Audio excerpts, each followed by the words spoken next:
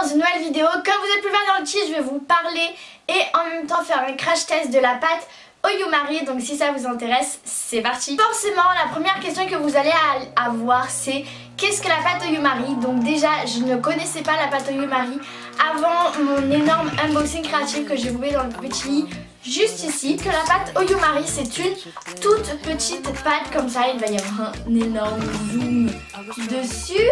Voilà, c'est génial. Donc voilà ce que c'est la pâte Oyumari. Donc c'est deux petits bâtons très durs de pâte à moulage. Donc j'en ai pris deux bâtons couleur transparent. Voilà, donc il existe énormément de couleurs. Genre il y a bleu, rose, violet, chair, noir, enfin il y a vraiment toutes les couleurs que vous voulez. Et en fait ça se vend par deux petits bâtons. Et les deux petits bâtons, je crois qu'ils vont coûter un truc dans les 2,30 €, genre vraiment pas du tout cher. Mais l'avantage énorme, vous allez le voir dans le crash test, c'est que si vous avez fait un moule mais que ce moule vous ne l'utilisez plus, vous pouvez remodeler la même pâte avec laquelle il y avait déjà un moule. Bref, c'est pas vraiment... genre je sais pas si vous avez compris là, mais vous allez voir l'image juste après, donc let's go pour le crash test. Pour commencer, il vous faudra une casserole. Ensuite, vous prenez le manche de la casserole si il n'est pas accroché à la casserole, bien évidemment. Vous prenez la casserole, vous vous dirigez vers votre évier et vous allez remplir la casserole assez hautement d'eau froide. Donc pas trop, mais pas trop peu non plus.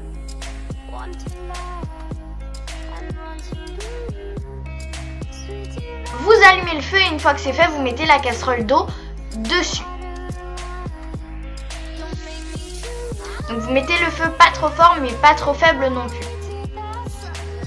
Ensuite vous prenez le morceau de pâte Oyumari que vous avez besoin.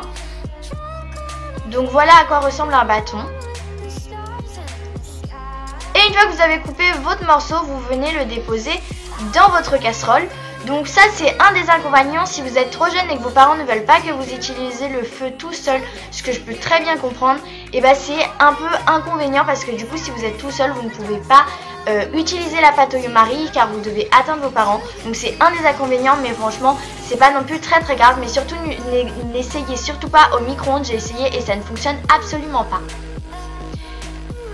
On sait quand la pâte est prête quand celle-ci colle aux parois, mais qu'elle colle vraiment beaucoup, limite qu'elle reste accrochée. Et ensuite vous n'avez plus qu'à la sortir en faisant très attention. Donc moi j'ai pris un cabochon donut que j'ai fait en pâte Burke et je viens le mouler dans la pâte. Donc si celle-ci n'est pas assez molle et qu'elle refroidit très vite, vous avez juste à la remettre dans la casserole, la refaire fondre pendant 2 minutes. Et ensuite mouler, vous attendez que ça durcisse.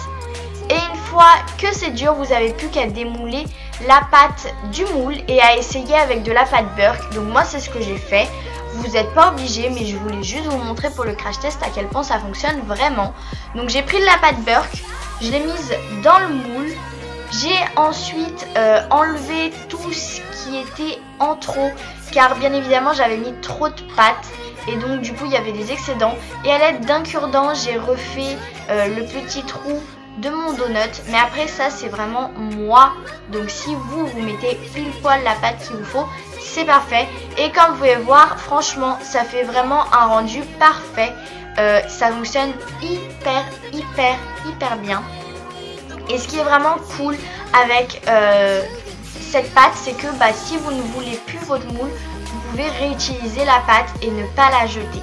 C'est ce que vous allez voir maintenant. Donc si vous voulez plus votre moule parce que vous l'utilisez plus, vous avez juste à prendre le moule, à le remettre dans une casserole d'eau qui chauffe.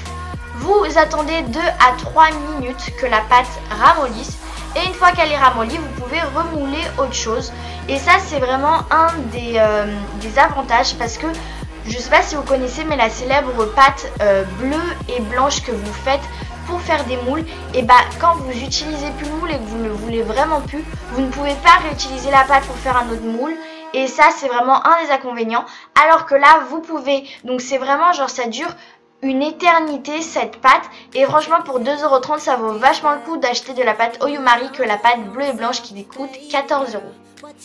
Et si vraiment vous ne voulez plus, donc là j'ai remoulé pour vous montrer à quel point ça fonctionne vraiment de réutiliser la même pâte, un plat de lasagne, mais après c'était vraiment mon crash test.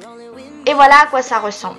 Et si vraiment vous ne l'utilisez plus, vous n'avez plus qu'à rechauffer, à mettre en carré et à recoller la pâte à votre bâton de départ que vous remettez dans votre sachet. Donc voilà tout le monde, cette vidéo est terminée. En tout cas j'espère vraiment qu'elle vous aura plu. N'hésitez surtout pas à me dire en commentaire et à aimer cette vidéo pour que je comprenne. Si vous voulez beaucoup plus de crash tests de produits Fimo, DIY ou tout ça, n'hésitez surtout pas à me dire en commentaire. Tout le monde allez-y, comme ça je comprendrai. N'hésitez surtout pas à vous abonner si c'est toujours pas fait. Moi je vous retrouve la semaine prochaine dans une nouvelle vidéo. Bye.